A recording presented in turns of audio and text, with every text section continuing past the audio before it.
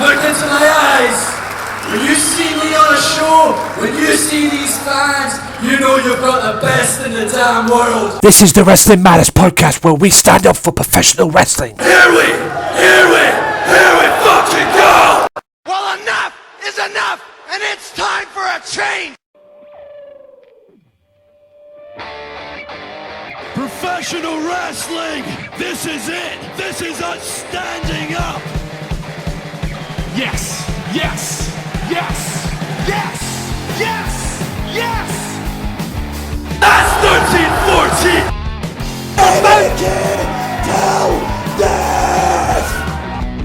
Cena, I am the best in the world. Cause that's the bottom line. Cause Stone Cold said so. Ladies, gentlemen, and whoever else is listening to this, welcome to not only another installment of Wrestling Zone, that's right, Wrestling Zone episode 6, this is also going to be episode 140 of the Wrestling Matters podcast. I have been a very busy boy this week, going into this as well, and I thought with my guest coming on today, I thought, fuck it, let's just make this episode 140. Makes it easier for me as well, so I can concentrate on the things that I have to do this week, especially this weekend and this past weekend as well. So, yeah, we're recording this on Saturday, December 3rd. So, yeah, let's just make this 140. So this is 140. This is also episode 6 of Wrestling Zone. And yes, he is back. It's Michael Larkin. I'm back. Happy to be back. What a week in wrestling. Thank you for having me as always, Anthony. It's a pleasure as always. This was scheduled to be with Stevie Nicks as well, but Stevie has to do other things. Yep. So Stevie, if you're listening, buddy, we'll get you back on. Don't worry about it. Yeah. After the holidays, I mean, it's crazy time. It's the holiday season, so after the holidays, you'll get the S&M Show podcast back in full form on Wrestling Matters podcast. Yes, so we'll have to deal with the old issues first, and have to deal with a few things as well this week as well. So I've got a lot on my mind at the moment. People always think it's ridiculous, but like I say, I've got work commitments. I have other things as well that I need to do besides my podcast as well. I'm still doing the podcast. That's not going to change. It's just it was a little bit difficult to record some things this week as well with, like I said, with the stuff going on as well. So I just thought, since Michael's coming on, let's make this 140 as well. So fuck it. Makes it all easy for me. Yep. Now, since this is going to be episode 140 of the Wrestling Matters podcast, you can listen to this podcast on AJW Wrestling Matters, 294 subscribers on that channel, and I appreciate that very much. I don't expect anything big from that channel, but hey, it's the base for the podcast. It's the base for you guys to check it out as well. Plus a few other things are in the pipeline as well, but I need to do a few things first to get that sorted out, because like I say, I've got a camcorder that I need to redo. So if not before, after Christmas, there will be some good things coming your way on that channel, besides the podcasts as well.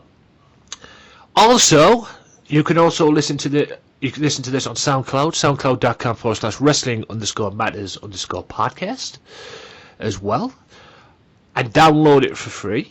Take it anywhere you want to go, wherever it is you're going. If you can't listen to it at home on your laptop or your computer or your PC or whatever the hell it is you listen to, take it on your phone.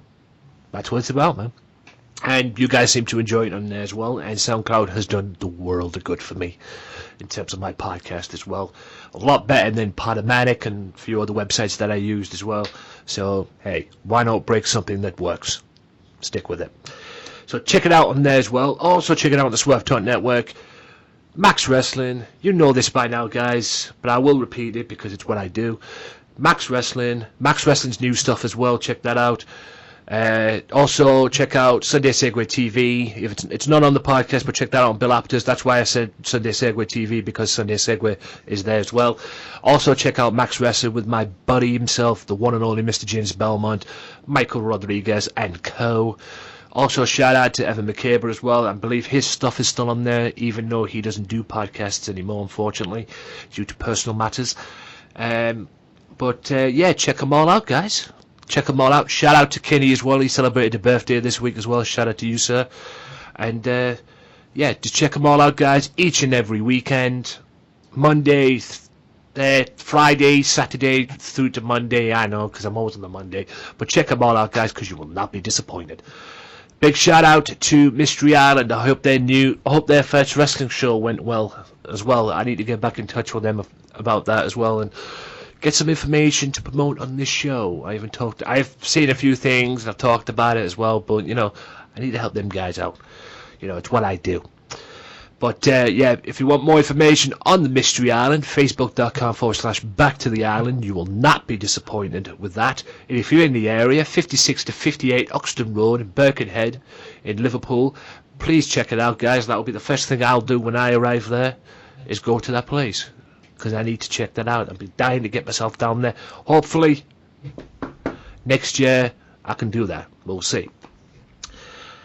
And a few other things as well. Shout out to all my partners, OSW TV, The Raging Falcon. Shout out to Rick Dowder as well, Talk Brunch. Check them out each and every week live. Follow at Talk Brunch on Twitter. Do all that good stuff. Rick's a good guy. He really is a good guy. He's been very good to me as well. And hopefully in 2017 we can work together, my friend. If you're listening to this, which I'm sure you are, because every time I try and send you a link to this, you always tell me you haven't forgotten. So I'm pretty sure you'll be listening to this. So, anywho, now the promotions are out the way, and that's the only time I'm doing the promotions, guys. I won't be doing them at the end as well. So that's the only time you're going to hear the promotions. There'll be fewer things here and there if you listen to this on the podcast. A few things, like a few ads here and there as well. So stay tuned for a great podcast. Now, before we get into our little things, I want to send a shout out to WCPW. I watched Delete WCPW this week. Well, I watched briefly. I haven't watched the full show yet. I watched the stuff that matters. Will Ospreay beats Martin Kirby, and yes, Bully Ray is now a member of Pachiti Club. Yes, you heard me, Bully Ray. Team 3D, and Aces and Eights and all that. Yes, it's the same Bully Ray. Also, we have a new internet champion, and he happens to be the current GFW Next Gen champion. And like I said to Michael before we came on air, GFW still exists. Apparently it does, as Cody Rhodes defeated Sanjay Dutt for that title. Yes, he did defeat Sanjay Dutt, but Cody also defeated Elia Guerrero, and he's now your new WCPW Internet Champion as well. And we have a new WCPW Champion. I don't know if it's called the World Championship yet, even though Dave Bradshaw promotes the fucking hell out of it, saying it is a World Championship. But it probably soon won't be, since the champion is now Drew Galloway. And I've been very vocal about Drew Galloway. He has took the ICW, made that a World Championship, so who knows? WCPW may be doing good business, and they may be a World Champion in there very, very soon. Plus a few other things here and there as well. Liam Slater and Johnny Moss are now the WCPW Tag Team Champions. Johnny Moss, I don't know that very well, but I've been around that guy. He is the fucking tank. He's some guy you want on your side. You don't want to you want to fuck with that guy. The British suplex machine, as I call him. He just throws suplexes for days. I wish he'd throw one on a promoter, but anyway, on a promoter that I know. But anyway, that's another story here and there. But yeah, WCPW did good stuff. Now to ICW. Shout out to ICW as well. I've seen them fall out to the Fear and Loathing show, the ICW Fight Club. I will review that next week on the podcast. I'll mention a few things here and there. Kenny Williams is now the ZOG champion, and he beat Lionheart this week as well, so Kenny Williams is back in business. He may very well be facing Lewis Garvin next. Yes, it's Lewis Garvin and I believe Andy Wilde in a match to determine the number one contender for the ZOG title, so I imagine it'll be Lewis Garvin next. I can't see Andy Wilde win. And plus, Lewis Garvin beat Ricochet at ICW's Fear and Loathing as well. Yes, Ricochet, the same guy who had that epic match with Will Ospreay. Also, a few other things here and there. Joe Coffey tapped out Kurt Angle. Yes, the Kurt Angle. as well, beat him, and a few other things. And as we all know, ICW is back in control. No more Red Lightning, no more Black Label. Stick your Black Label up your ass, as the crowd would say. But I want to quickly talk, before we get into the business that we're going to do with Michael, I want to talk and shoot and get the opportunity to shoot to a website. And I hope you guys are fucking listening to this, because I tweeted that many times about you guys, as well as ICW. And the reason why I did the ICW and Mark Dallas Twitter into that tweet that I made towards you, because I wanted them to hear and I wanted them to see what was going on.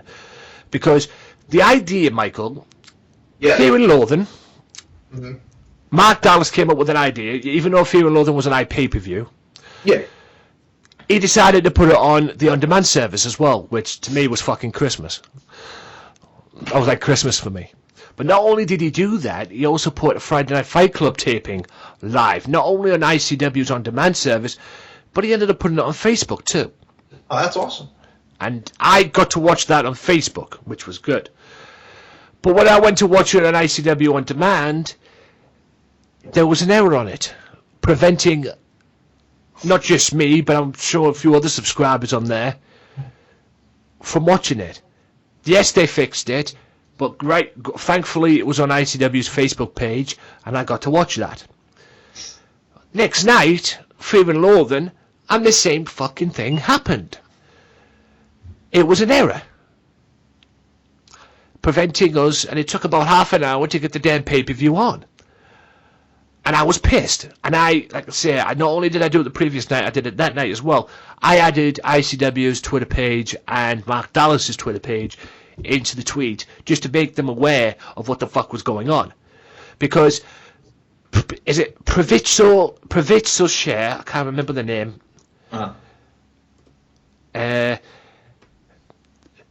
It's PIVOTSHARE.com. Yeah, ProvizzoShare.com. ProvizzoShare.com.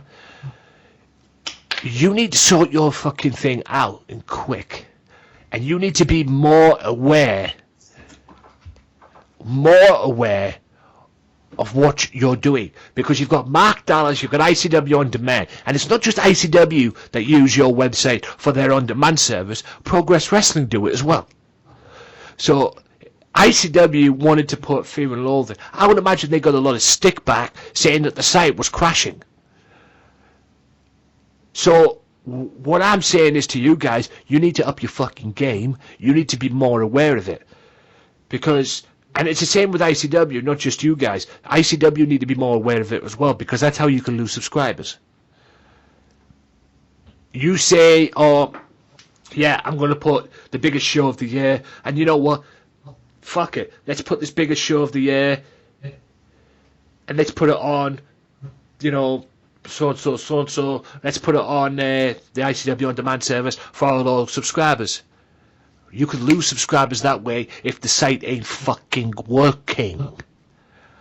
Okay? I only missed 3 matches, and I managed to get the end of the BT Gun match as well. So it all went well. It was all good at the end of the day. It was all tickety-boo and all that. But, yeah, it just didn't work very well. And that's not good for you. That's not good, to be honest, for anybody. To be fair. Especially if you're ICW fans. As well, you want to watch the biggest show, you go onto the on-demand service, and the fucking site ain't working. It's simple as that, man. And like I said, I only added the tweets in there to make sure that ICW was aware of the situation. Because that's how you can lose subscribers. Yeah. Simple as that. Anyway, enough of all the rants now. Let's get it down to business. So what you want to do first? Well, have a couple news items. Last night, out of the final battle, Ring of Honor, from top to bottom, from what I read, it was a good card. A couple news did come out of it. The pre-show match, we saw Cheeseburger and Will Ferrara defeated the Tempura Boys at a New Japan Pro Wrestling. Right, yeah. We saw the Rebellion, who was the former Cabinet. Rhett Titus, Kenny King, and Caprice Coleman defeat the Motor City Machine Guns and Donovan Dijak in 6-man tag team action. Cool. We saw Silas Young with the Beer City Bruiser defeat Jushin Thunder Liger.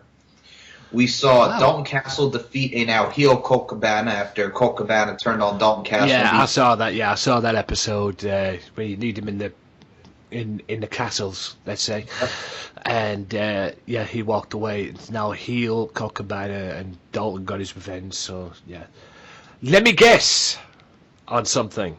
Go ahead. We have a new Ring of Honor World Champion, right? Yes, Kyle O'Reilly defeated Adam Cole, baby. And I know How fucking predictable was that? Well, Seriously. You could see that a mile away, Michael. You know that was going to happen. Yes, he was going to retain against Jay Lethal in London, or wherever the hell they were doing it in there. But you know from the build, and you know where it was going from that. You know Adam Cole, Kyle O'Reilly have a long history. Once upon a time, they were tag team partners. You could see that coming. I'm watching Ring of Honor this week, Anthony, and they're building up and they're talking about, our days in Future Shock and this and that. I attacked him, he attacked me, and I'm like, Kyle O'Reilly's getting the damn belt. You know he's getting the damn belt. I knew damn. I didn't even need to watch it this week because I knew long before, even when this match was announced. I think I even mentioned it as well to a few other people. They were building Kyle O'Reilly, and like I say, they gave Adam Cole the belt back. He beat Jay Lethal, if I remember correctly, and ended that streak. He beat Jay Lethal, became the champion. That's the perfect way to build towards Kyle O'Reilly and give Kyle O'Reilly what he deserves, and that's a Ring of Honor World Championship. That's the perfect way. These two have had a long feud. These two used to be tag team partners. They've been kicking each other's asses in Ring of Honor as of late. What a better way for Kyle O'Reilly to supposedly get his revenge by beating the guy he despises the most, Adam Cole, and become the champion. Exactly. It's a perfect build, the perfect story, and in a way a predictable ending because everyone can fucking see that a mile away. I even said it on my predictions that this is probably the most predictable match on the card. Yeah. Was Kyle O'Reilly winning the belt. Yeah. What about the tag team titles? Were they defended? Yeah, there was actually two for tag title matches. We have new 6-man tag team champions in the Kingdom, the new Kingdom. Matt Taven, TK O'Ryan, and Vinny Marseglia defeated Kushida, Leo Rush, and Jay White. So the new Kingdom. Yep. Not the old Kingdom that had Adam Cole and a certain Miracle Man in TNA. Yes. They are not bad. I like those guys. TK O'Ryan and Vinny Marseglia have a lot of potential. Killing it. And I like Kushida, Leo Rush, and Jay White. They're great as a 6-man. Yeah, there is something there with them. I'll say that, but to be honest with you, as much as it pains me to say it, I prefer the old Kingdom. To be honest. Now, speaking of tag team, we had the Young Bucks retain over the Briscoes, but there was news after that as Brokey Matt Hardy appeared on the screen and said that he and the Hardys are coming to Ring of Honor and they will delete. So the Hardys are coming to Ring of Honor apparently, and they said that he said they had a delightful match. They will delete Ring of Honor. Or they're going to delete they're going to come. I think they want the Ring of Honor Tag Team Championships. I don't know. We might see the Young Bucks against the Hardys in Ring of Honor because the Young Bucks just signed another deal with Ring of Honor in New Japan. I think it's a 2-year deal, so they're staying. They're sticking around. So we might see that's to prevent WWE from getting them. That's what that is. There you go. That's to prevent WWE from getting them. Plus WWE, I think they've offered. They want the Young Bucks. Hell, they want Adam Cole too. They want the Young Bucks to want Adam Cole as well. Apparently they've been after Adam Cole. They might get Adam Cole now. He's not the world champion anymore. Although he still probably have got commitments as the Brother Club member. Yeah. So the thing is with the Young Bucks, they've offered them deals before in the past, and I think even the Young Bucks have said this as well, that the Young Bucks, I don't know if I would say scared, but I think they're a little weary about the fact that what WWE might do with them. I would agree with that. I mean, I think they would be a great addition to NXT and their tag team division. I mean, the Bullet Club, I enjoy the Bullet Club. Kenny Omega put out on Twitter that they're actually the deal has been done, and that they're going to add a new member to the Bullet Club. And a lot of people are speculating that it's going to be Ryback for some reason. But Ryback. Well, because they mentioned it's like this big guy and all this stuff, and I'm like, oh, everybody's like, oh, it's going to be Ryback, but I don't know. I'm looking forward to seeing who the new member of the Bullet Club is. When will we know? I'm thinking either at the next New Japan show or maybe on Ring of Honor. Who knows, man? But I know that there is a new Bullet Club member coming. Oh. That was the tease from Kenny Omega. God. That should be interesting. Well, we were originally supposed to have a 4-way match for the Ring of Honor World Television Championship, but I don't know what happened with Bobby Fish. I don't know if he's injured, but it was Marty Scurll, the new Ring of Honor World Television Champion, as he defeated Will Ospreay, who held the championship for 2 days at the end of the London tour, defeated Will Ospreay and Dragon Lee in a nice 3-way matchup for the championship. And the matchup that a lot of people are talking about, Cody Rhodes made his Ring of Honor debut and defeated Jay Lethal. He beat Jay Lethal? Blimey. Oh, well, wow. There was a shock out of here. Cody Rhodes turned heel, and as Steve Corino would say, kicked him in the ding-ding, and hit the crossroads on Jay Lethal for the 1-2-3. Yeah. Speaking of Steve Corino, he won't be around for very much longer. I know, the Performance Center. Traded him. He's heading to the Performance Center in January, so yeah. That's going to be interesting. Who's going to be taking the spot of Mr. Corino on the Ring of Honor announce team in the new year? Should be interesting. I mean, it very much so, dude. I mean, I like the fact that they got Corino involved there. Corino has a mind for the business, and Corino's been everywhere, so he'll be a good asset to the Performance Center. Yeah. Anything else? Oh, by the way, let's get out of the way. TNA. TNA? Tell me Okay, on sure. TNA, please. I haven't seen TNA this week because I've been very busy. Normally I would check every week to see what's going on, even though I despise the company and despise the brand at the moment, except for the in-ring product. But I'd always check. You know, I'm a wrestling fan. I would always check. So, well, Anthony, all is right with the world as Brokey Matt Hardy has got over the amnesia. His memory is back. Him and Jeff, the broken brother Nero there, him and Jeff defeated the DCC, Bram and Eddie Kingston with James Storm in their corner to retain the TNA World Tag Team Championship. yeah. Rosemary defeated Jade for the TNA Knockout Championship in a nice 6 sides of steel matchup. Very good matchup. Is that Decay? Is that Decay's Rosemary? Yes. Wow. And now her and Gail, I think, are going to have something going on. I don't know. We shall see. Madison Rain was on commentary with her boo, Josh Matthews, and the Pope. Sake. Whatever.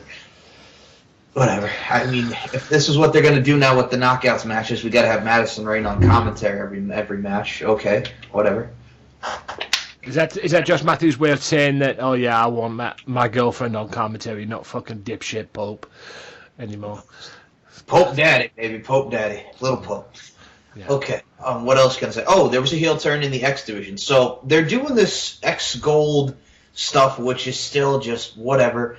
They've been doing the same people, 6-man tags, elimination matches, whatever. So Team X Gold, the Go for Broke one, DJZ the champion, Braxton Sutter and Mandrews. They had a 3-way matchup for DJZ's belt. DJZ retained the championship, and Braxton Sutter, was very celebratory and sportsmanship-like with him. Same with Mandrews, but you could tell Mandrews had that look in his eye. So what happened? Mandrews turns heel, kicks DJZ, kicks his legs out from under him, and Braxton Sutter's looking at him like, "What the hell, man?" And Mandrews is just like, he wants the belt, and so we had a Mandrews heel turn.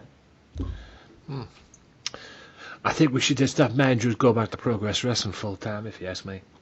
Okay. The other thing I can say is we had another title change. Is Aaron Rex, the all cocky Aaron Rex. Moose beat him. Yeah, I saw this. I saw the picture. Yeah, Aaron Rex is now no longer the Grand Champion. Grand Champion of TNA. What the fuck that belt is still, I don't know. Squashed, man. It was like a 2-minute match. He got squashed in like 2.5 minutes. And he dropped the title to Moose. Yep, he dropped it to Moose. There was a nice back and forth with EC3 and Eddie Edwards, as the main event next week is Eddie Edwards versus EC3 for the TNA World Heavyweight Championship. Oh, so So he gets his shot then, okay. Yeah, because EC3 last week beat Eli Drake, who cannot talk anymore. We can't say dummy, yeah, or that's not an insult. That's just a fact of life. He lost his gift of gab, if you will, so he can't talk anymore. There's gonna be now. I think he lost that. Not to interrupt. I think he lost that when he left the group with Drew Galloway. To be honest with you. Yeah, the Rising and all that. Gotcha. I mean, we now have a match I don't want to see because I think it's coming, and it's a feud I don't care about. Mahabali Shera and Al Snow against the Tribunal, and I guess in like a tag team strap match is what they're setting up. And I quit. I'm sorry, but I don't care about Mahabali Shera and Al Snow against the Tribunal. I mean, I don't care about Mahabali Shera, but that's another issue for another day. I'm not a fan of Mahabali Shera, not my thing. I mean, whatever. But him and Al Snow's now a face after the Tribunal attacked him and all that. Grado, I haven't seen him since, he put on the turkey suit last week against Robbie E and dancing around and all that stuff. I think him and Robbie E are a tag team, or I don't know what they're doing. Jesse Giles are still doing a solo thing. Allie, she got beat up by Laurel Van Ness again. Maria was not happy that she got the pie in her face. So they're doing the slow burn with Allie going towards the face side. So that's pretty much all I could say as far as TNA wise. And now, like I said, I did enjoy Rosemary and Jade's match, the Hardys and the DCC. That's the main focal. And then, main event next week is Eddie Edwards and EC3 for the title. Yeah. Eddie Edwards, EC3 for the championship. Okay. And December 15th, Total Nonstop Deletion is coming from the Hardy compound. Hopefully that'll be the night that they delete TNA for good. Probably not. Well, the last thing I'll say about TNA, I know we don't want to talk about it as much, but there is some news. Them and Billy Corgan settled, and they settled. There was a settlement. That whole issues they're done for now. And January, we have tapings from the 5th to the 10th, I think, for TNA. They'll be taping again. Oh. So they'll be still around then, so well, at least until February at least. Well, we shall see, man. We shall see. We'll see. Yeah. Well, the thing that I've heard is Anthem owns now 90% of the company, and Dixie Carter only owns 10%. I wish he'd own 9% of the company, to be honest with you. Just fucking, it's just stupid. The whole thing has been stupid. The only thing I'm hearing is in January, I think they're talking about bringing in Alberto Del Rio, and I'm like, okay. Is that really going to help you guys? Because you bring all these people in, and don't get me wrong, I like Del Rio, but is he really going to add something to their company? Is Del Rio going to help them is the thing. I don't think anyone can fucking help them, quite frankly. They brought in Cody Rhodes. Did that really do anything for them? No. They brought in Aaron Rex or Damian Sandow. Did that help them? They only brought in Cody Rhodes because Cody Rhodes only wanted a piece of Mike Bennett. That's the only thing. And then he got him. And then he got beat up by Lashley. So what does that tell you? Yeah. So that didn't do anything, but he only brought him in to beat up because they beat up Mike Bennett, yeah. Mike Bennett. Because I remember the list that he had when he left WWE, and Mike Bennett was on that list, so that's the only reason they probably brought him in. Yeah. That's pretty much TNA in a nutshell. Yeah, same old TNA. I'll run through Raw. I've got Raw's results, quick hits here. US Champion Roman Reigns crashed the highlight reel as it should be called, with Kevin Owens, and yes, Chris Jericho was there as well, gets beat up, and then I think Seth comes down to save the day. Yes, Seth came down. And he gets his Universal Championship match later on in the evening, I think. Yes. Is that correct? I might not be wrong. No, I'm going to say US Champion... Roman Reigns and Kevin Owens, yes. Actually, no, it wasn't... I remember what happened on this Raw. I'm thinking of last week's. I remember what happened on Raw this week because, it all led to what happened at the end of the night, towards the end, because as we all know, that led to US Champion Roman Reigns defeating Universal Champion Kevin Owens and became the number one contender for the Universal title, which we'll see at TLC, which we'll get to in a second. It's that Roadblock. That's the Raw paper. Oh, that's Roadblock. Sorry, yes, the Roadblock. Right, yeah, they did a Roadblock earlier this year. Now this one is Roadblock End of the Line, so it's now a pay-per-view for the Raw brand. Roadblock to me. I know, exactly. That's what I'm saying. But now I guess they want to whatever for the Raw brand. But whatever. We'll get to that. We'll get to that in a second later on, Yeah. because I just want to talk about that main event for Roadblock later. We'll get to that in a second. Rich Swann defeat Noam Dar. Enzo Amore defeats Rusev by DQ. Tony Nese beats Cedric Alexander. Seth Rollins attacks Chris Jericho in the parking lot and pedigrees him on top of a car. Raw's women's title, Charlotte Flair and Sasha Banks ends in the double count out. Braun Strowman destroys R-Truth. And Sami Zayn going into it with Mick Foley as well. Shoots on Foley, so yeah, I never saw that happen until I saw the video of it, and apparently he shoots on Mick Foley because apparently Stephanie doesn't like him and this and everything, and he says that Foley's gone soft and basically became Stephanie's puppet, if you will. Paul Heyman declares Brock Lesnar for the Royal Rumble match. Yes, Brock Lesnar's in the Royal Rumble match. Yes, Goldberg's in it too. So something's going to go down at there.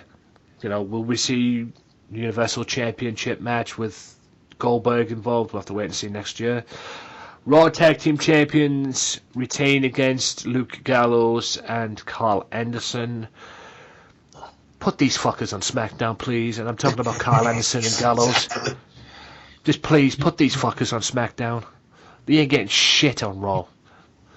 Jesus And the only Christ. reason that they're doing it is so New Day can beat Demolition's record. Yeah, that's what it is. Apparently WWE has this fascination about breaking records. Whatever. Sasha Banks in the Women's Championship Take 2. Yep. Sasha Banks finally beats Charlotte Flair to become the new 3-time Women's Champion, and yes, gets endorsed by Daddy of Charlotte herself. Yes, right, Ric Flair returned as well. So, yeah, that was Raw basically for you. What did you think of Raw? I enjoyed it. They're playing hot potato with the Women's Championship. I mean, Charlotte wins it, Sasha wins it. Charlotte wins it on the pay-per-view, Sasha wins it on Raw. We're going to probably see it again at Roadblock. The Enzo Rusev stuff, I think we are setting up a Rusev versus Big Cass match at Roadblock. Man, the Mark Henry Titus O'Neil thing was kind of stupid. I mean, Mark Henry's in the movie, and Titus O'Neil, or the Titus brand thinks he should be in it, and he gets shoved on his ass for his troubles. Braun Strowman beat R-Truth in 40 seconds, which, just to show how dominant Braun Strowman is. Sami Zayn, I did enjoy his passion in the promo. I think people were saying Mick Foley's false teeth fell out of his mouth while he was cutting the promo. I don't know, but whatever. Something false fell out of his mouth, or fell out of him after that. There you go. The New Day, man, I don't know who's going to beat them for the tag titles. I mean, I'd like to see Sheamus and Cesaro beat them. I know some people are calling them the new version of the APA after they beat them up in that bar brawl. I think it was either this week or this past week or last week, but they kicked ass in that bar brawl. I mean, I like Sheamus and Cesaro. I think they would be great as tag team champions because, like I said, I enjoy their work as a tag team. I enjoyed them in their Survivor Series matchup. They were great. Man, it is what it is. I'm just looking forward to see what they do for Roadblock. I think Owens and Reigns will have a great match. Seth and Jericho will have a great match. Sasha and Charlotte will have a great match. It's just, I don't know.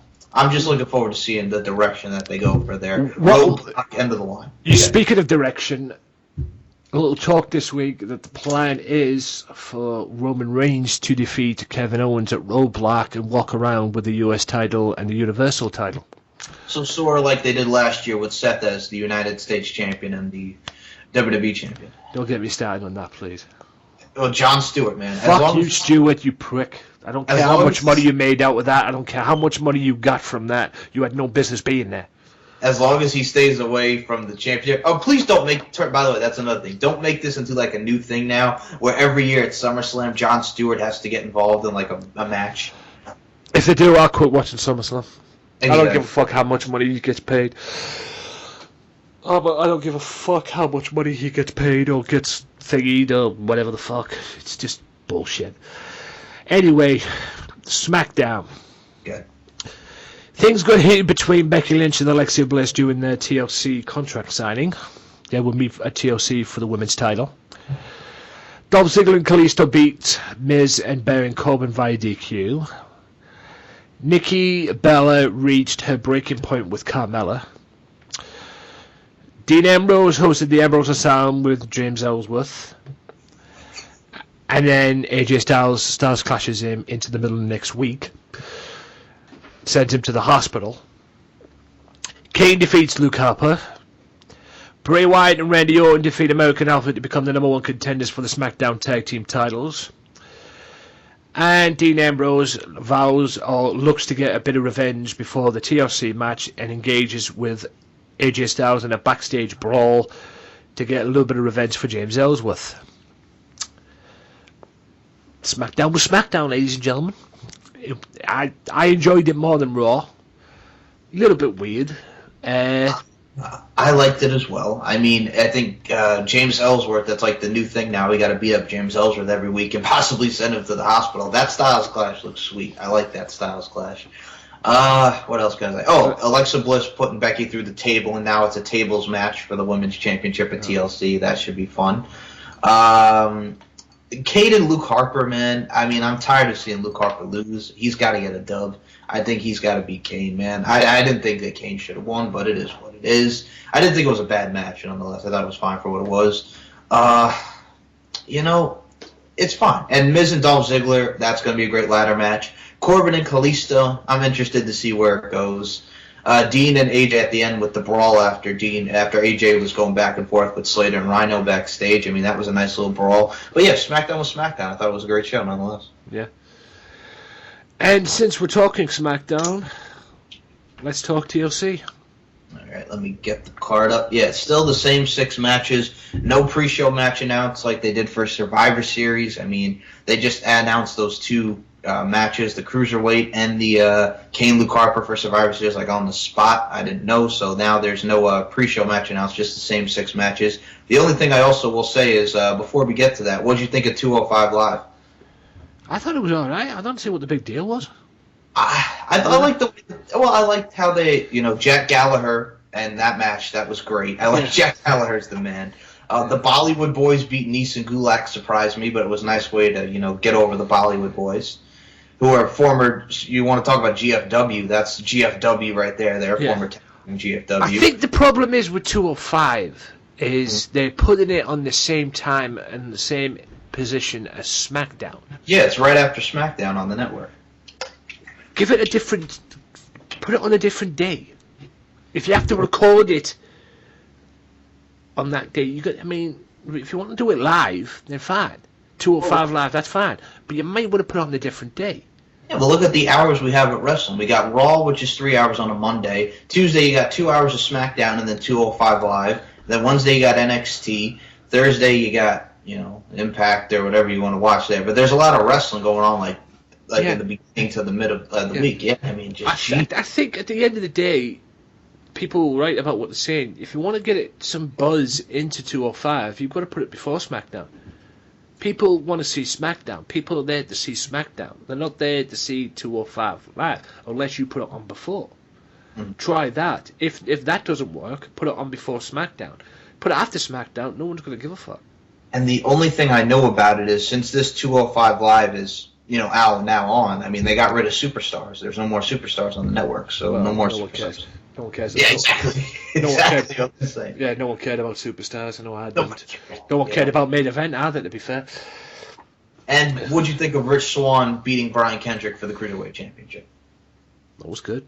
I enjoyed it. I mean, I like Rich Swann. Rich Swann is over in my book. I mean, he's going to be great as the Cruiserweight champ. I think they're setting up a 3-way for Roadblock. Rich Swann, Brian Kendrick, and TJ Perkins, which I'm all for. Yeah. But they need to... I mean, at the end of the day, I'm glad Raw still has the Cruiserweight division, even though it probably would be better on SmackDown. I don't see why they don't put the belt on both shows, to be honest with you. Have the champion be on both shows. It'll make it more, it'll make it more interesting for, the Cruiserweights on SmackDown to get a slice of the pie as well. Have the Cruiserweight champion on both shows. But I'm glad they kept it on Raw and kept the Intercontinental Championship on SmackDown, because it'd be fucking weird if they had, the 2 secondary titles on the same fucking show. Yeah, that would be awkward. Yeah, that did not make sense. You know, you've got the US title on Raw, and then you have the Intercontinental Championship on Raw. No, doesn't fit. So thankfully they kept it on there, but I just don't see why if they want to do that, I don't see why they put the US title, they put the Cruiserweight title on both shows, have the Cruiserweight champion be on both shows. I think that would be more interesting. Agreed, dude. I mean, I like the Cruiserweight Championship, what they're doing, but yeah, if it was on both shows, because, I mean, you got SmackDown, they got nice Cruiserweights. I mean, Kalisto fits perfectly in that division. Yeah, and it just doesn't, it doesn't work on its own on Raw. Mind you, Raw's not working for me at the moment, so... don't get me wrong, they've done alright shows, but you just know there's something missing by looking at it. It's you know... I mean, you wonder why Shane came back in the first place. Anyway, let's get to the predictions. Let's do our predictions for TLC, yeah. TLC. We'll start with the chairs match. Kalisto goes one-on-one with the Lone Wolf, Baron Corbin. I think Kalisto will win this. All right. Get the revenge. Revenge. For me, I'm going to go different. I'm going to say Baron Corbin. I think they're pushing him more than Kalisto. I like to see Kalisto, like I said, involved in the Cruiserweight division somehow, but I think Corbin is going to win this. As much as I want Kalisto to win, I think Corbin's going to get the dub. Yeah. I think Kalisto will win based on revenge. He'll get his revenge, I mean... Makes sense. I mean, Corbin was just beating him up for months, and then Kalisto gets the revenge with the chair and the splash, but yeah, you would think it would make sense for Kalisto to win, but we shall see. Next... Nikki Bella versus Carmella in a no disqualification match. Now, Carmella got a black eye from this past week's Smackdown in that brawl after Carmella was talking about smashing her Bella twins, which I enjoyed that promo, very heelish. I think, Carmella's had the upper hand, and I think it's time for Nikki Bella to get the dub. I say Nikki Bella to win over Carmella. Yeah, it's just been one big feud for me. I've been into this feud, to be honest with you. You got Mrs. Superman and or Superwoman and Carmella, who, to be honest with you, has been lonely on SmackDown. I know they're trying to get her over, trying to get her to be an established star, but she's lost without their boys. Into a big cast, man, in my opinion. She's lost without them. They're chitting how you doing to her during her promo, and she shot that down very quickly. Yeah, she's lost without them too. And yeah, I'm with you. Nikki Bella wins all the way. All right, we'll go to the second women's matchup on this card. Becky Lynch defends against Alexa Bliss in a tables match for the SmackDown Women's Championship. I like Alexa Bliss. I don't think she's winning it here. I said maybe on like a SmackDown or maybe at the Royal Rumble. I'm going to say Becky Lynch to retain. Yeah, I want to see Becky Lynch retain here, but I have a feeling Alexa might win. I wouldn't mind it, man. I think she's a great heel. I enjoy her work. Yeah, I have a feeling she might win. I think for me, ever since she got away from Blake and Murphy, I've liked her more. Yeah. Don't get me wrong, I love me some Becky Lynch. Mm-hmm. I have a bit of a crush on her, to be honest. I know. You got the hots for Becky Lynch. Yes, I have the heart for Becky, I'm not going to lie. But, yeah, I just... Something tells me Alexi's going to win this. My prediction is Becky Lynch, but something tells me Alexi's going to win this. I can't agree with you on that. But like I said, I want Becky to win. I've enjoyed her run as champion. And I like the fact that it cracked me up when she called herself a honey badger. But okay, I love how she cuts the promos. She cracks me up. Yeah. Next. We'll get to Heath Slater and Rhino, the Beauty and the Man Beast, defend the SmackDown Tag Team Championships against the new Wyatt family, Bray Wyatt and Randy Orton. Ladies and gentlemen, boys and girls, the fairy tale will come to an end. We will have new SmackDown Tag Team Champions after TLC.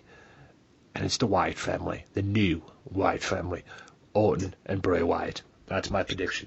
That was mine as well. And I said unless they want to do the Randy Orton turns on the Wyatts, but I don't see that happening here. I see Bray and Randy winning the titles. Yeah. Apparently the deal is they put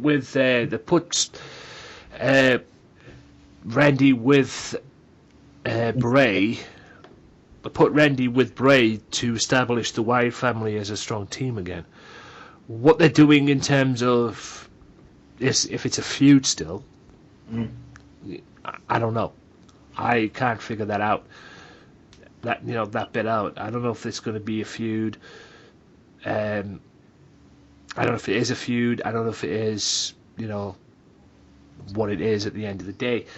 But I like this idea, to be honest with you. I think Orton being in the Wyatt family is making them a little bit more lethal than what they already have been in the past, and getting them back up to where they need to be. And can you believe that with the way that they booked Bray Wyatt, poorly, with the John Cena feud and all this stuff, he's pretty much lost every feud that he was in except for Jericho and Ryback when they did that back in the day. Can you believe that this will be his first championship with that company? Well, at least he's winning again. Exactly. I've enjoyed him ever since he went to Smackdown. I think it's benefited. Yeah, it's definitely benefited him, and it's brought over Luke Harper as well, and Rowan if he ever comes back soon. Yeah, Rowan if he ever comes back, and yeah. But yeah, I think we both can agree that the Wyatts are Bray Wyatt and Randy Orton are taking the tag titles. Yeah, Bray Wyatt, Randy Orton, tag team champions, and that would set up a great feud with American Alpha. That's if they still not feuding with the Usos. Exactly. But we'll see how it goes. I mean, there's a lot of ways they can go with it. Yeah. Next. We'll get to the ladder match for the WWE Intercontinental Championship. The Miz with Maurice defends against Dolph Ziggler and what is supposed to be their final encounter. They've been playing hot potato with the women's title on Raw. Not only have they done that on Raw, they've done it on SmackDown as well with this. And I'm thinking Dolph Ziggler is going to be the Intercontinental Champion coming out of this. I just don't like The Miz, to be honest with you. I think he's a dick. Gotcha. But, I'm going to go out on a limb. I'm going to say The Miz retains, and unfortunately I don't want to see interference from the Spirit Squad. I don't want to see interference from Maurice, but I think somehow Miz is going to retain the Intercontinental Championship. Jesus Christ, Miz. Jesus Christ, the Spirit Squad. Hey, I got to see the Spirit Squad last weekend here in New York on an indie show, so that was that. They were the NYWC out here in the New York Wrestling Connection. They were the tag team champions for a month, so they won the titles. Then they lost them back very quickly because they were going back to wrestling here. And I think Kenny Dykstra just got fired from his normal job for missing dates to do WWE dates. Yeah. So, yeah. And that was also Tony Nese's farewell because Tony Nese is now on Raw on the 205 Live show. But yeah, I definitely see Miz retaining over Dolph Ziggler, and I know I would like to see Dolph Ziggler win. They're doing the same thing that they do on Raw with the women's championship. They're hot potato in the title. Yeah. Hopefully, big things can come out with that. And like I say, I'm going for Dolph to win. I just don't like the Miz. I think the Miz is a dick. Oh, that's the character. And do you see a lot of people are saying WrestleMania? Do you see Daniel Bryan wrestling the Miz? That's where a lot of people are talking about. If he can get cleared to wrestle. If he can get cleared to it, yeah, it's probably going to go down because this feud's got to start between the two, and what better way to have it at WrestleMania, even if it's just for one night. Agreed. One match, just let it go. And these two have been feuding because it was freaking Miz who brought him in the first place in WWE when NXT was still a game show. Exactly. Back in the day, so yeah. And we'll get to that because there's a lot of WrestleMania possibilities that they're talking about. So we'll talk about that definitely. Yeah. What we're going to next? Well, we're at the main event, Anthony. It's AJ Styles. Now, speaking of possibilities, go on. It's AJ Styles and Dean Ambrose and the TLC. For the world title. Speaking of possibilities, there's been a lot of possibilities, and I have mentioned this on my podcast, about the outcome of this match. And I'm predicting AJ Styles to win.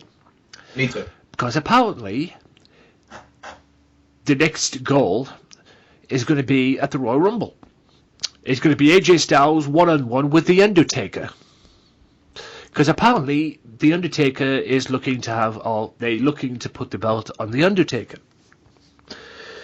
And give him one more title run. Because now that he's back, this could be his farewell retirement tour, if you can say that. And the aim is Undertaker, John Cena, WrestleMania, WWE World Championship, and that's where John Cena will get his 16th title run. And yes, will equal Ric Flair. And before you idiots out there start, oh, that sucks and everything like that, he's going to do it. It's going to happen. Yeah, it's going to happen. It's just a case of when it's going to happen. You know, that's basically the case, when it's going to happen. And they're all saying it's next year at WrestleMania. Yeah, then a lot of wrestling fans will get butthurt, kind of like how they were upset about the Goldberg-Brock Lesnar. Let me ask, were you upset about the Goldberg-Brock Lesnar 1 minute and 25 seconds at Survivor Series? No, I liked it. That's what I'm saying. It reminded me of old school Goldberg. He went to the DeLorean, went back to 97, that Hugh Morris match and how he was just killing everybody in WCW. I thought it was a nice shock value, and it just showed Goldberg. And I mean, it leads to more matches with Goldberg because you get that Goldberg-Brock Lesnar exchange in the Rumble, and I think it's set in stone that they're going to have a WrestleMania match. Yeah. Even though there was talk about Undertaker versus Goldberg at WrestleMania. Yeah, exactly. But I think the direction, like you said, do Taker Cena for the title. Cena beats The Undertaker, and he ties Flair's record. It would make sense. I mean, like I say, with all you idiots out there probably going to get butthurt for this, all you Cena haters out there. And listen, I like John Cena. I'm not the biggest John Cena fan, but I do like John Cena. But there has been... I'm sorry, but you can't deny that dude has busted his ass for how many years? I've never denied that. The thing that I can't stand about John Cena is the politics. The rumored politics that has been going on with him behind the scenes. For example, not that anyone cared about the Divas division, but why is Nikki Bella the longest reigning Divas champion? They only did that, obviously, one of them, well, you would say Cena, but also because they were pissed at CM Punk and that whole thing. And AJ Lee was associated with him, so they had her, they just kind of erased her reign there. True, yeah. But I still think Cena had something to do with it. I still buy the fact that Cena had something to do with that, to be honest. At the end of the day, that's probably the reason why people, are like that. Why Charlotte Flair couldn't get the belt that night going in to the pay-per-view match, where she eventually got the belt. And they made her look stupid that night. Yeah. But she eventually got the belt and became the champion. Which I knew was going to happen anyway. It was just a case of when. But to be honest with you, it would have been better if she got it that night. They just made her look stupid. And like I said, I believe Cena's to blame for that. If you believe dirt sheets and rumours and whatever. But, like I say, there's a lot of things that are probably going to go down for WrestleMania. And Undertaker, John Cena seems to be one of them. That is, of course, if John Cena can get over this little hatred that he has for WWE at the moment. Apparently, ladies and gentlemen, for those of you that don't know, John Cena seems to be a little bit pissed off with WWE, Vince McMahon in particular, for paying Goldberg and Brock Lesnar more money for what they did at Survivor Series and that. And bringing Goldberg back. And now he's made it clear that he has nothing against Goldberg, but he hates the fact that Vince McMahon's paying part-timers. When have I heard this before? Oh yes, I know where I've heard this before. That build-up to when he was facing The Rock at WrestleMania. Freaking complaining about that. Same shit, different fucking year, John. Jesus Christ. You're the face of the company. Just because two guys are getting paid a shit ton of money, and I don't care what anyone says, for Brock Lesnar to do that at Survivor Series, he must have got to pay a shit ton of money to do that. And I also think him and Bill are like really good friends in real life. It's made that crystal clear. Bill's turned up at some of his UFC fights. Well, yeah, and I think he with Brock was fine to do that for Bill. Yeah, he was willing to do that. Obviously, there's going to be something down the road, and probably Brock will get his revenge on Bill at WrestleMania and put it all to sleep and avenge the loss, even though he's lost to Bill Goldberg now on two occasions. Yep. You've got the Survivor Series and the clusterfuck that was WrestleMania 20, even though people are still trying to forget that. Yeah. And, but at the end of the day, it is what it is. John, And no matter what, who's getting paid more money, this, and this, everybody knows, whether they like it or not, everybody knows that you're the face of the company. You're the man. You're the top dog. You're the guy. You're the modern day Hulk Hogan, as I call it. You know, you're the guy that makes the money, that makes the merchandise. You know, you're there for the kids. You know, you're on Smackdown now. You're back on the blue team. You know, you're the guy. You're the man. Okay? So I don't see what the big deal is about you complaining about more money with Goldberg and Brock Lesnar. It doesn't make any sense to me. That's just like you whining when the Rock came back, and that led to the feud. Whether that was a feud, whether that was part of the story or not, I don't know. Yes, you were there busting your ass for God knows how long you've been there. But, dude, seriously, grow the fuck up and just walk on with your life. You shouldn't be caring about how much money so-and-so is getting. Care about yourself, man. Okay? Like I said, Brock Lesnar must have got a shit ton of money to do what he did at Goldberg. And yes, him and Goldberg are probably friends behind the scenes. And yes, Goldberg showed up at a few Brock Lesnar's UFC fights. But, like I said, Brock must have got a shit ton of money. A shit ton of money. To do that for Bill. You know, he must have got paid a shit ton of money. Whether he did it for Bill because they're friends, I don't know. That's a different story. But he must have got paid a hell of a lot of money, though, to do that. Same with Bill, as well. Same with Bill, even though he was part of the WWe 2K17 deal, as well. But Jesus Christ, John, fucking hell. Are you going to start complaining about people getting paid more than you now? It's not looking good for you, dude, if that's the case. Yep. I agree, man. I mean, even I'm getting sick of it now. It's just same old shit. I mean, like I said, when have I heard that before? Oh, yeah, the Rock match. Yep. You know, you did it when The Rock came back. You complained about him getting probably more money or going into a WrestleMania match with you, you know, or WrestleMania main event saying that he's back and he's back forever and then he leaves there. Jesus Christ, man. I can see why people hate you that much. Especially, I mean, dude, I like you. Don't get me wrong. And I do admire your work and what you've done. But there has been times that I wanted to strangle you. Well, That if I was face to face, I'd be strangling you to death. the best example I think about is when Edge and Jericho were on the Talk is Jericho there. Well, Edge was on Talk is Jericho, yeah, with him, and he was talking about they were talking about that match at SummerSlam 2010 where they went against, it was Team WWE against the Team Nexus there, and John Cena was left with like three of them. He DDT'd Barrett on the floor, and then he beat the other two, Attitude Adjustment 1, 2, 3. And I think Edge and Jericho pretty much said to him, like, yeah, this is not the way it should happen. You should lose. And I guess Cena was like, no. And then he even admitted that it was a foolish decision. So, I mean, yeah, there's, if you even go back to 2010 and look at that. So Yeah,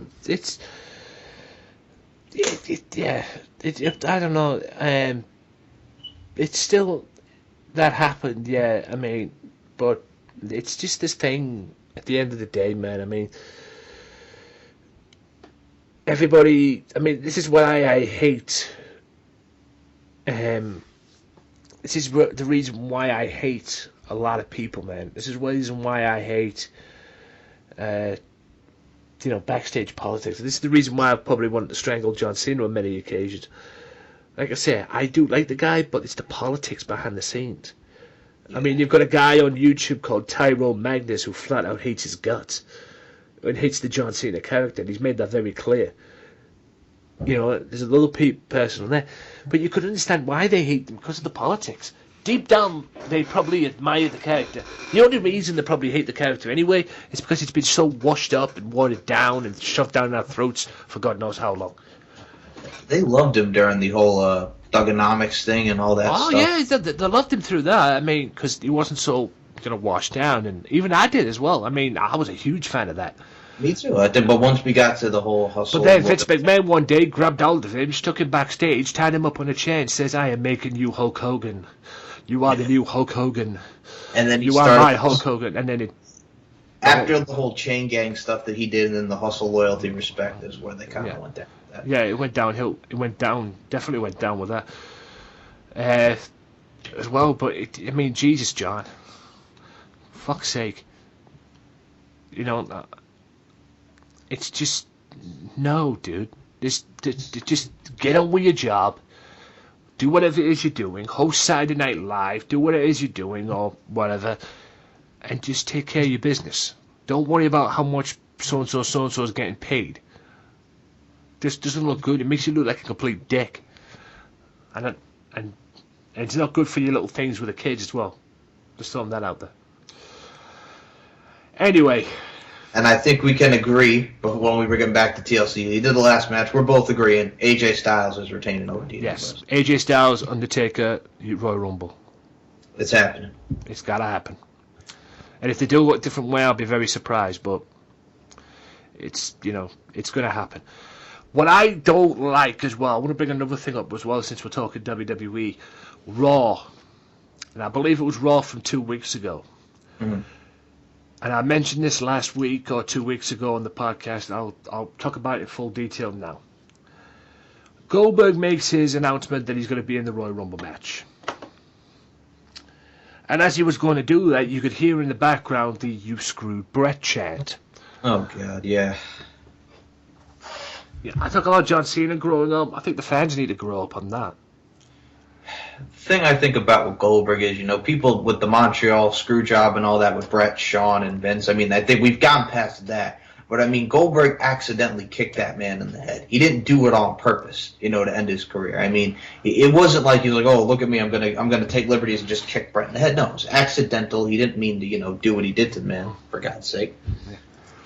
Apparently also, as well, WWE star is unhappy. Apparently Dana Brooke's been having heat backstage on Raw. Not just on Raw with WWE, because apparently she's going out with someone from the creative team. Yeah, I heard that. I think she shot it down, and that's not the reason, but I don't know. I was hearing something about, Dana Brooke having heat for that. No. That's the reason, Dana. That's the reason, Dana. Okay? If you're having a relationship with someone from the creative team, questions are going to get asked. In terms of influences. As well. There has been worry over the cruiserweight division. We've seen that, and 205 and everything. For crying out loud, man. You just put the cruiserweights in a better... Use the cruiserweights properly, for Christ's sake. It's just stupid, man. Don't get me wrong, I am glad that the cruiserweight title's still on SmackDown. But yeah, it would be it's still on Raw rather. It should have went to SmackDown probably, but like I said, I'm glad it's still on Raw to terms of the fact that in terms of the fact with Intercontinental Championship going to Raw if it was a trade thing, it's ridiculous. Apparently, Dana's also upset with the WWE treatment. That little off thing we just mentioned there. Apparently, she's upset with that as well. So, and also another thing as well, which reminds me about Dana Brooke. Go ahead. I saw a clip this past week. I believe it was from Total Divas, and it involved Lana. Oh yeah, she did her move, and Lana wanted to kick her ass. Yeah. How could you complain with something who's had more experience in the damn ring than you, Lana? Lana, you're hot. Don't get me wrong. But you're getting hot over somebody doing a move that she's probably done well before you even did it? Yeah. Really? I understand that she wants to learn. You could tell she's very anxious and she wants to learn, which I admire. That's great. But it's just like she's been doing that move more than you have because you rarely get in the ring. But okay. Yeah. Except for that one WrestleMania. Yeah, the only thing you do is hang around Rusev. But Jesus Christ, man. Fuck. According to NoDQ.com, it seems that Samoa Joe is going to be coming to the main roster very soon. Well, yes, because as we recorded this, Shinsuke Nakamura in Osaka, Japan, just won back his NXT championship. Yeah, and apparently the next feud for Mr. Nakamura, now he's the NXT champion, will be taking on the man we all know as Glorious. I heard, yes. Bobby Spoiler Roode. alert. He wins a number one contender, I think, tournament that they're doing on NXT, and I think that'll probably be the match because TakeOver is going to be in San Antonio before the Rumble in January, so do Nakamura versus Roode for the title there. Yeah, I think that's what's going down. So, no spoiler there, but I think it's going to be Nakamura one-on-one with Bobby Roode as well. So, yeah, I mentioned about John Cena hosting Saturday Night Live. Anything you want to add? Sure. I do have a This Week in History because I love doing these. Turning Point 2007, we're celebrating the 9-year anniversary of that for TNA, which that's the infamous Samoa Joe shoot in the main event there because Scott Hall no-showed. It was supposed to be the Angle Alliance, Kurt Angle, AJ Styles, and Tomko against Samoa Joe, Kevin Nash, and Scott Hall, but Scott Hall no-showed, and this is around the time, again, when Scott Hall had his demons. So pretty much, Samoa Joe gets on the mic and says, Scott Hall punked out on me and on every single fan in this building tonight. And then he said that Scott Hall, Chico, kiss my ass, you punked out, and you're a punk. So he went out there and did that. Then, he took liberties. And Kevin Nash went in the back, and pretty much he's told the story. He slapped Samoa Joe in the face. There was a little tiff there. And then WWE, on their programming, when Mr. Kennedy was feuding with Shawn Michaels around this time for Armageddon 07, he brought out like a fake Diesel and a fake Bret and, a fake Razor from Shawn's past. And when he introduced the fake Razor, when he got into the ring, Mr. Kennedy goes, thanks for showing up. So that was 9 years ago. A little history. Yeah, is that what happened with Joe and Kevin? I remember that situation. He went backstage. Yeah, and then backstage, he slapped him like he did Roddy Piper one time as well. Yep, and this was the replacement that they had for that pay-per-view was Eric Young, who wrestled. That was double duty as he beat James Storm earlier in that pay-per-view. But yeah, that was your history. And the other thing I could say is Tamina Snuka is back this week, and it looks like she'll be back on the Raw brand. Yeah, and it looks like Ospreay, from what I'm reading here, Ospreay's heading to WWE. That would be a great addition. I enjoy Will Ospreay's work. So William Ospreay is coming to WWE, apparently, from what I'm getting here. A potential bad sign about Buzz Sunday night's pay-per-view, the American, is not sold out as of this writing as well, so TLC will not be sold out, from it looks like. In a recent interview with ESPN.com, will Ospreay comment on a potential potential run with the WWE? I just feel like right now it is not the time for me. Trust me when I say this. WWE has always been the thing I've grown up watching. Guys like Paul Heyman, who I've met, and Matt Hardy, who I've met. So many names who I can mention who have inspired me. The WWE will be the dream. However, I want to go in there with a big splash. I don't want to go in there and be thrown in the shallow end of the pool. I want to be thrown in the deep end, and trust me when I say this, I'll swim. Okay. So, potential, I guess, but at the moment, doesn't seem that way at this moment in time. So, yeah. But like I say, you'd be a good addition to probably NXT. Well, Ospreay, that is. Cody Rhodes talks about using the last name. Yes, there was always these issues about him coming out when he came out with WWE. Would he be allowed to use the name Rhodes? Which is complete crap, in my opinion. Because he should be allowed to use it anyway. I mean, what's his whole deal with GFW? I mean, do you know any information on that? I mean, I thought there were... I'm amazed they're still in business.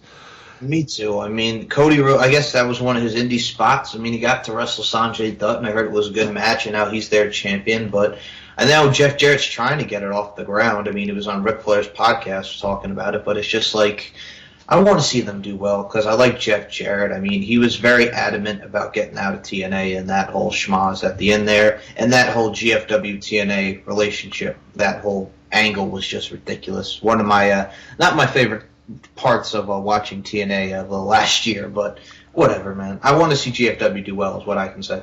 Yeah, there's a video going about an interesting idea for Daniel Bryan versus The Miz. as well. So be sure to look out for that as well. What else is there to talk about? Paige is coming back from her suspension in about a week's time. On what? Raw? I would think so. I mean, we'll see what happens, man. I mean, I like Paige, but it's just, man, she really had that mental breakdown. They're going to show it on Total Divas, her getting a tattoo about Berto's name and all this stuff. So let's see how it pans out. Yeah.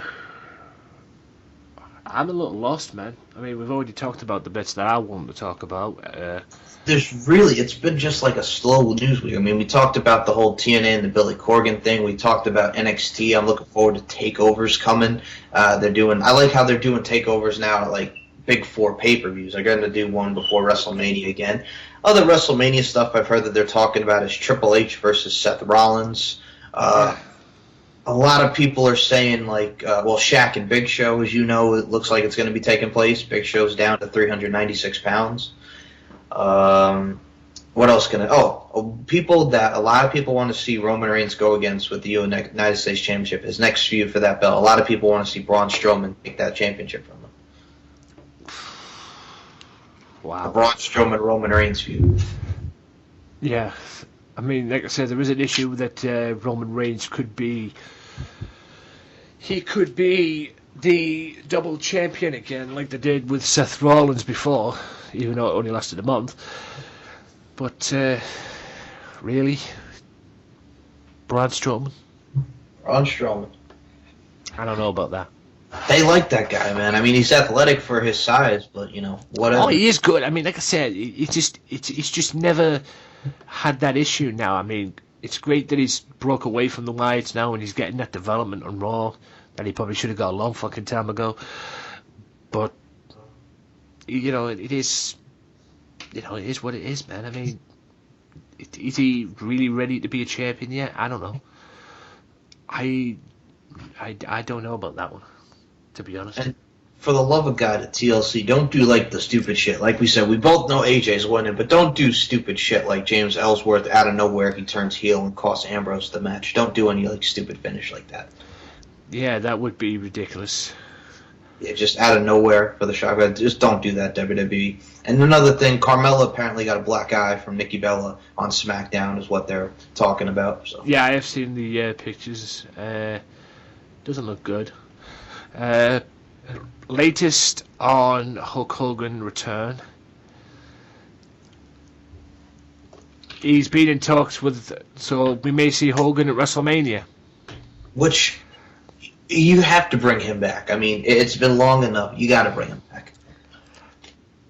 Should they got rid of him in the first? I mean, they didn't want to have anything to do with the whole situation and everything. And to be honest with you, I would have done the same thing. I would have, said, hey, we'll clear you from our spots and everything like that until you've got this thing cleared.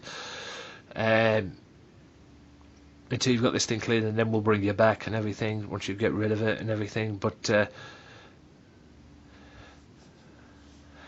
like you said, that's been long enough, and yeah, it does need to continue and just need to go on and quick, quite frankly.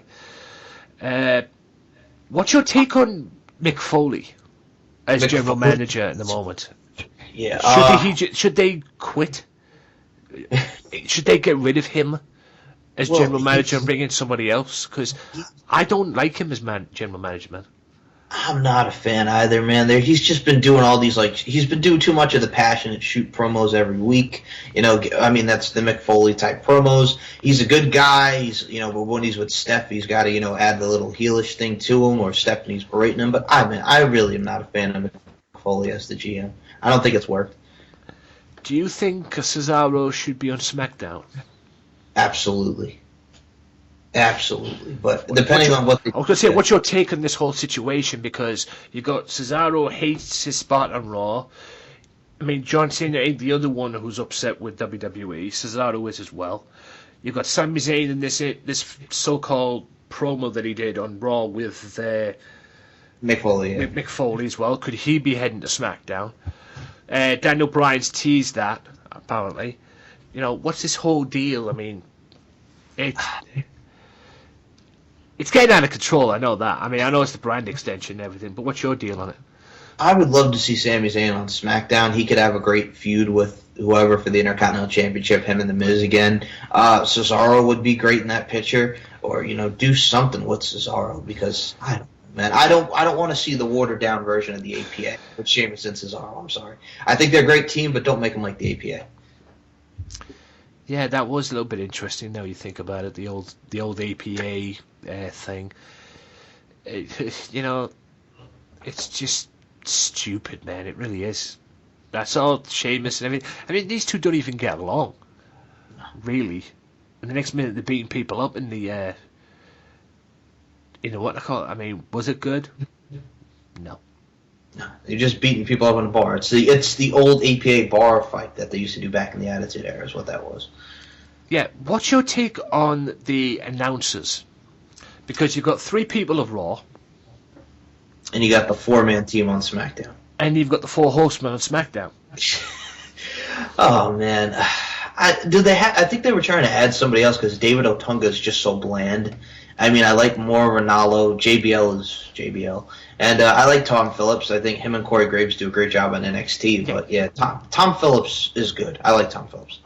Tom Phillips would be like replacing Morrow now. That's the level he's on. Yeah, him and Moore are really good. I like him more. I like Morrow's should stay where he is, because when WWE signed him, no problem. But the thing that annoys me is, David Otunga is not the best announcer you will ever hear in your life. Even I'll go on record in saying that right now. But give the guy a chance. Come on. Why would you need to bring 4 guys on Raw? I bet you Raw, Cole, Byron Saxton, and Corey Graves are fucking laughing their asses off. We've got the 3 here on Raw, and you've got 4 on SmackDown. What the fuck? I mean, somebody has to be bad. Somebody has to be bad on that SmackDown for them to go, oh yeah, we'll bring in Todd Phillips and stick him in there. It's fucking ridiculous. I mean, how can you have people come... There's no room there. Usually you'll have wrestlers coming out on SmackDown talking about, so-and-so, oh yeah, we're going to do this, this, and this, we're going to do this, this, and this, we're going to do this, and all that. Or building up their next feud or whatever it is, their match or upcoming match with that certain opponent who's in the ring with them. Like they always come join the announce table. But there's no fucking room there. Because you've got 4 announced teams. You've got one who's reportedly blind, who basically I can give 2 flying fucks about, quite frankly, and that's David Otunga. Yeah. You've got a guy who's stuck in the middle of it, and that's Mauro Ranallo. You got JBL. You've got JBL, who, like you say, is JBL. And you got Tom Phillips. And then you got Tom Phillips, who's the voice of NXT.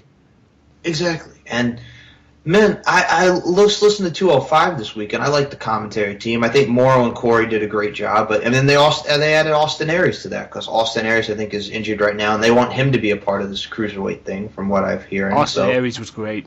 He was great. He was like, "Why are they shaking hands and everything?" I think that was I swear that was a shot that. That might have been them. That might have been Austin taking a shot at Ring of Honor. To be honest with you, are they shaking hands? Yeah, when have I seen this before? Oh yeah, Ring of Honor.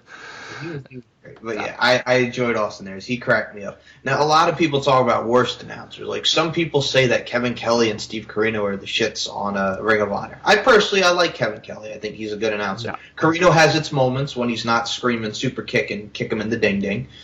But I mean. TNA, Josh Matthews, no. Pope, he's whatever. I don't mind the Pope, but yeah, Josh Matthews is just whatever. Surely the Pope has to sit next to Josh Matthews sometimes and listen to the garbage that comes out of his mouth. I mean, there's the soundbite every time there's an X Division match. There's nothing like them. You can't see the X Division anywhere else. Is there an X Division? No. There's an X Division title. But there's not an X Division. The hell, you should be looking at a fucking TNA. Well, they bring up in Marche Rocket, who is from the Indies, who's very good, but he gets like a title match, like his second match in that company on the roster, and I'm like, but you guys haven't really built Marche Rocket. Yes, you showed a video package on him, but you guys really have not established and built Marshe Rocket. You just threw him out there. Yeah. And then you got Mandrews, who's now a heel. You got Spud. You got, who else is there? Oh, DJZ. You got Braxton Sutter. You got all these guys, but whatever. It's the same people over. Trevor Lee is good. Andrew Everett's good. But yeah, I mean, it is what it is with the X Division. Yeah. I just don't get it, if I'm being honest with you. The X Division. Like I say, I the X Division, still an X Division? Okay. And the Grand Championship hasn't really done anything for them. I think a lot of people have said that they still wish that they would have kept the King of the Mountain title. Yeah. I said that. I said that as well, man. You know, you gotta keep the King of the Mountain title. I mean, I don't get this fucking Grand Championship. It's 3 minutes every round, and then the judges, pretty much judge who wins the round, and then you automatically know they're going to a third round because nobody just wins 2 rounds out the gate because you know that they're gonna just milk the crap out of it and have it be like a 9-minute match every time. Yeah, it's like, really? It's like a poor version of World of Sport, man. And by the way, speaking of World of Sport, go ahead. World of Sport, as well, they've been making or remaking World of Sport over here, the old British World of Sport, and apparently, number 1, the first episode, or the pirate episode, or whatever episode they're calling it, apparently that's going to be coming at the end of the month, around about Christmas time. Yes. So, because I saw a picture of it the other day with Grado. And I think I'm very much looking forward to that, see what happens. I really think, like I've said to many other people that I talk to, I really think they should bring that back like they used to. Not bring that back like it's in respects of making it an old brand. But if they're going to bring that back like on ITV, like they used to do back in the day, and bring like wrestling back to ITV, they need to start talking about the British wrestling that's out there. Not just have their own show for that. They need to be established more for these other promotions as well, because there's a lot of great promotions out there, man, in British wrestling today. British wrestling wasn't around back in the day from the FWA, Frontier Wrestling Alliance. I mean, you've got that, and you've got, you've got ICW, PCW, Preston Championship Wrestling, Progress Wrestling, which gets mentioned over there because they're doing business with WWE as well. Hell, they were won the spot for the Cruiserweight division as well. Speaking of Progress, I'll check that while I'm talking about this as well. Also, they need to start bringing out shows and mentioning, giving these guys a platform and even mention them once in a while, man. Because I think to nowadays, I mean, if I went and talked to somebody about ICW, they'd be like, what the fuck's ICW? That kind of thing. They need to establish more out there. I mean, ICW is doing big business. Progress is doing big business. But they need a TV show like a World of Sport, but, that can mention and put these people over. Now, granted, would they get Jim Ross every week?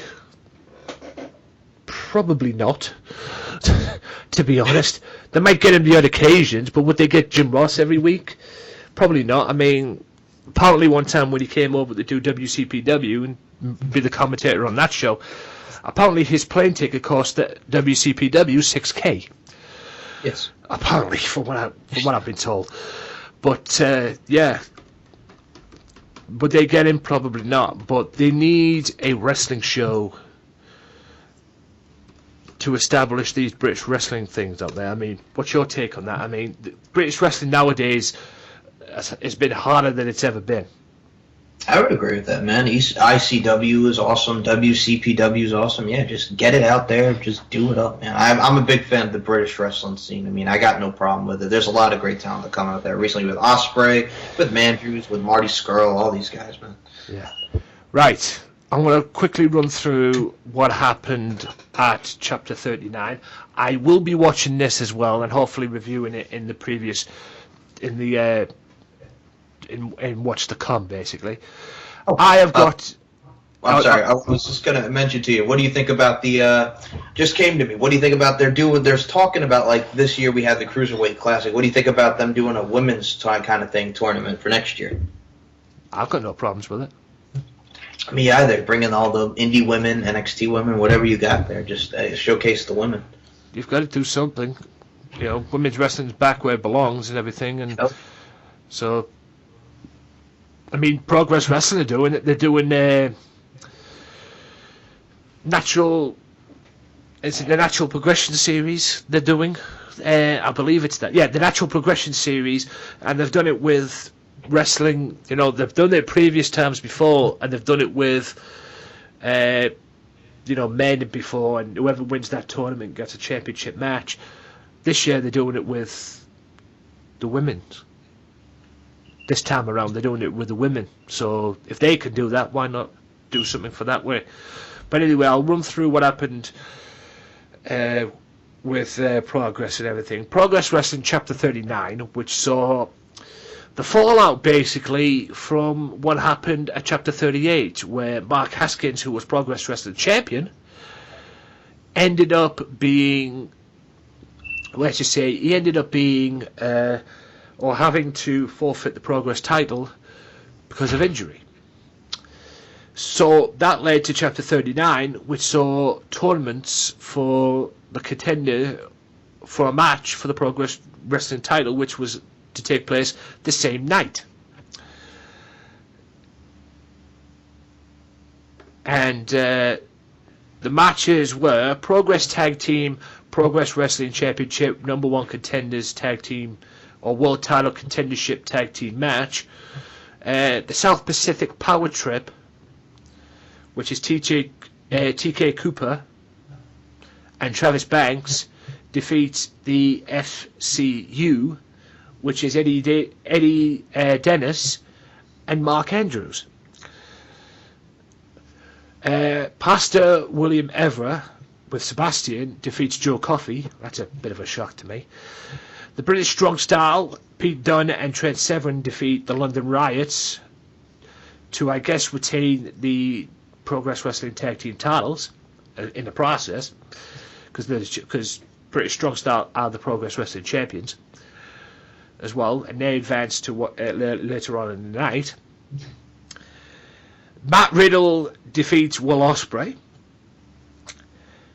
A match that I was looking forward to, considering their feud. Jimmy Havoc, one-on-one with Marty Scurll, and apparently Jimmy defeated Marty by DQ. Nixon Newell, the very first WCPW Women's Champion, defeats Katie Harvey.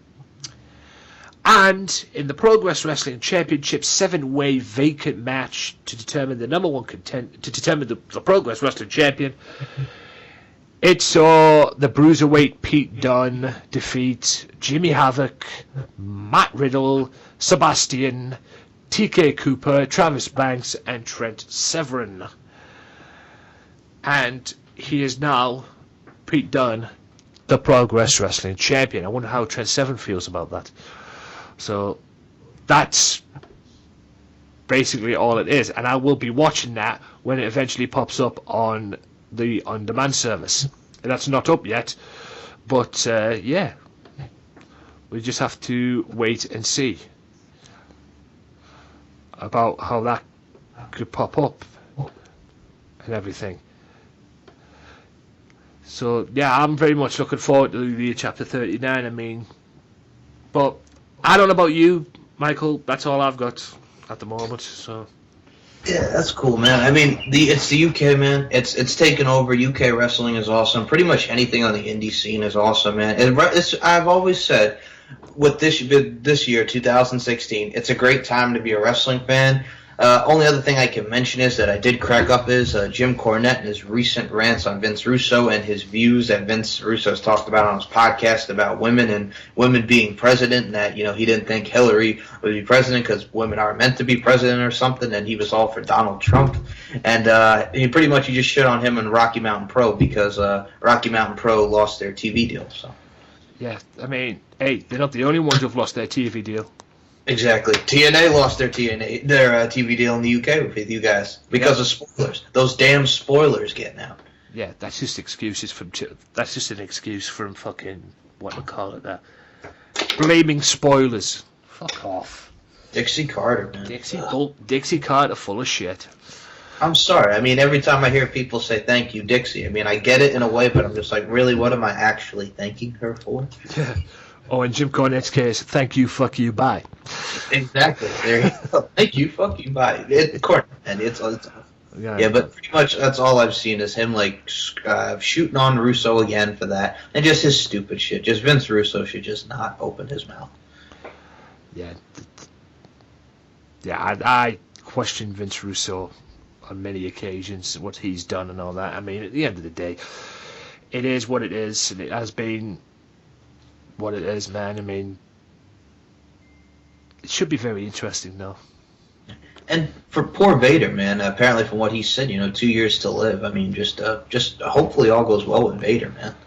Apparently, it's the same with Snooker as well. Apparently, Snooker has 6 months to live.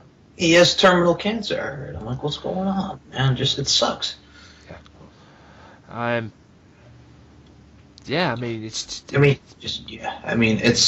I think what has been, man, it's been kind of like a slow news week too. I mean, we had the pay-per-view coverage, that's the main stuff, but then I think these pay-per-views are killing us. Were you saying like next year they're trying to like reduce some of the pay-per-views? They are planning on reducing some of the pay-per-views next year, going back to I think they're bringing the Elimination Chamber back.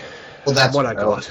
I think they're bringing the Elimination Chamber back, and I think it's going to go down. We all know Royal Rumble, the Royal Rumble match. Whoever wins gets a shot at the champion at WrestleMania. I think they're bringing the Elimination Chamber back to determine who's going to get a shot for their belt. But we don't know how it's all going to pan out. Basically, it doesn't seem that way that you're going to get two pay-per-views a month again, and. Like it's basically said, the 2 pay-per-views a month is trying to get ways of getting new subscribers, and it doesn't seem to have worked. As well, even though I'm already a subscriber, so there you go. But it doesn't seem to have worked, and I don't think they're going to do the deal that I said before about having, apparently there was a survey going out, or poll going out, who they want to do, to have like these indie promotions on their network as well, give these indie promotions a try, but I don't think Vince McMahon's up for that, quite frankly, from what I've read anyway. So yeah, I mean, at the end of the day, if they were to do that, we all know why they would do that, and that was, it's basically ways to get more subscribers. Even the old packaging, the package deals that were coming out with the $4.99 and all that. If, like I've said many times, if they go beyond $10.99, they're fucked. Because I just don't see people wanting to pay $15.99 or $15.99 or $14.99 to get extra things added to their package on the network and everything. That'd be like paying for a fucking pay-per-view over here in the UK on Box Office, which usually 1 month costs £15, $14.99. The next month costs £20. And you wonder why I'm on the network. But yeah, I mean, they are looking to ways to break down the pay-per-views for next year, and they are looking for ways, to get more subscribers, but the plans that they're putting together don't seem to be working. Nope.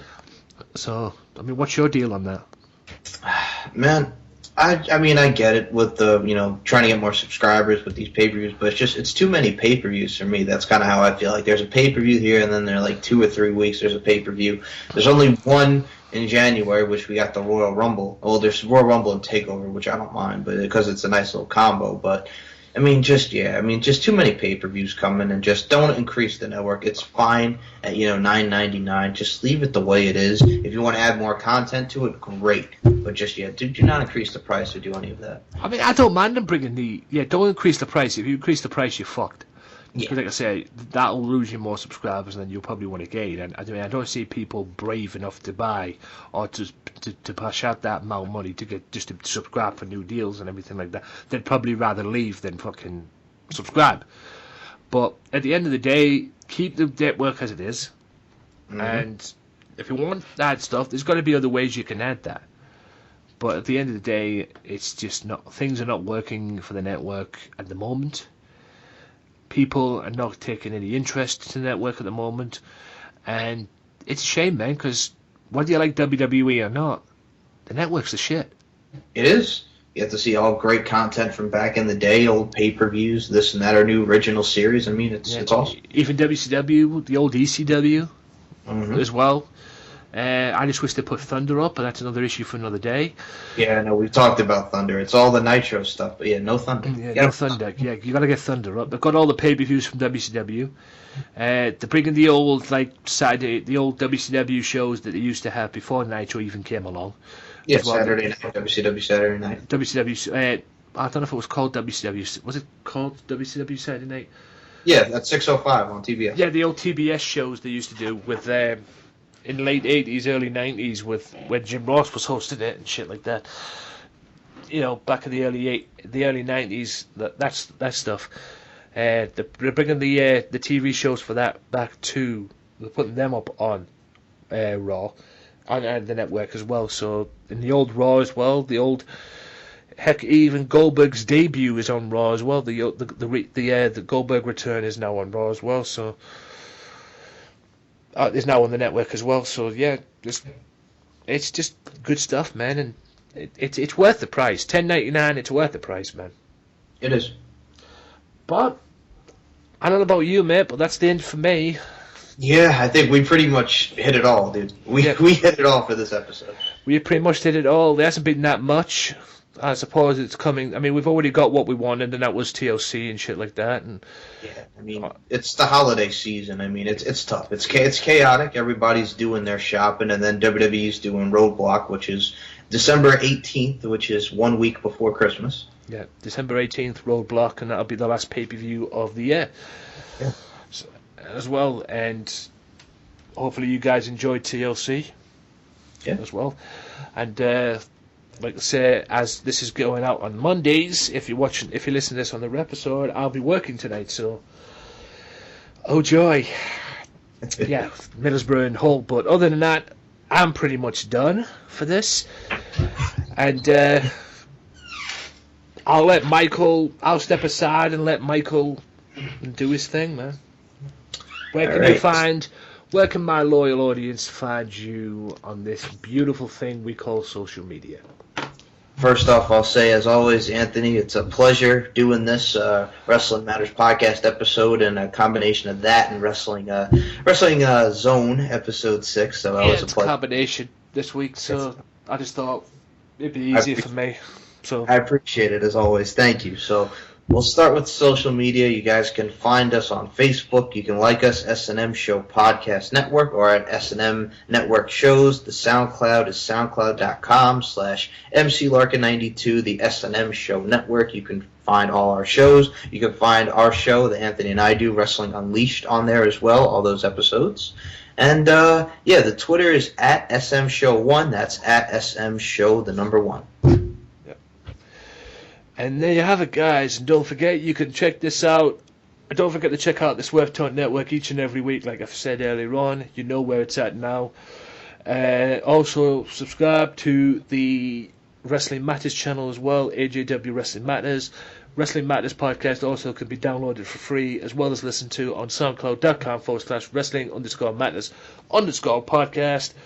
This has been episode 6 of the Wrestling Zone with Michael Larkin, but it's also a combination of that as well as episode 140 of the Wrestling Matters podcast, because that's what we've basically done today. Things might be a little bit different on this thing, guys, if you listen to this on the Wrestling Matters podcast, or as part of the Wrestling Matters podcast as well. This will be a little bit different to the full audio as well for the Wrestling Zone. But this is Wrestling Zone episode 6 with Michael Larkin as part of Wrestling Matters podcast episode 140 as well. This has been the whole audio. Next week on the podcast, granted I don't have any people, granted I don't have any guests on for next week. I don't know, I might save the guests now until after Christmas, to be honest with you. If I can fit somebody in, I will do, but like I said, I'm up to my neck in stuff at the moment, but unless I don't have anything next week, I will play a double bill of Alexa Rose interview next week. I would have done it this week, but I thought, no, we'll keep it this simple this week. So Alexa, if you're listening to this, don't worry, the interview will continue next week. I will play a double bill next week, one at the beginning of the show and one towards the end of the show, or one at the end of the show as well, so you'll get to be on the podcast as well. I've been very busy this week, or last week, so everything will be back to normal this week, so don't worry about it. Hopefully I can get you back on after Christmas as well. So yeah, we'll just have to see what's up. Hopefully we can help out.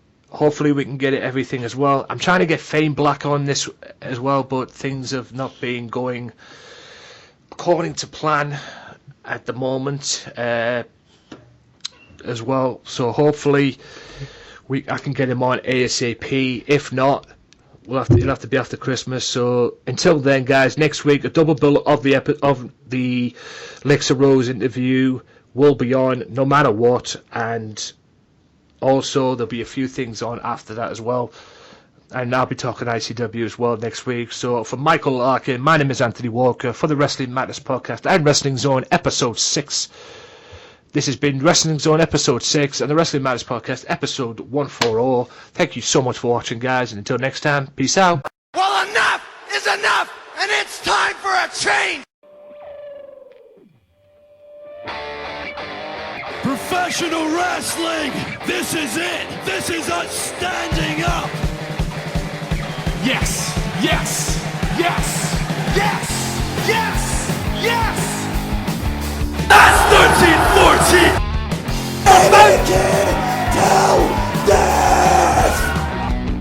Cena, I am the best in the world. Cause that's the bottom line. Cause Stone Cold said so.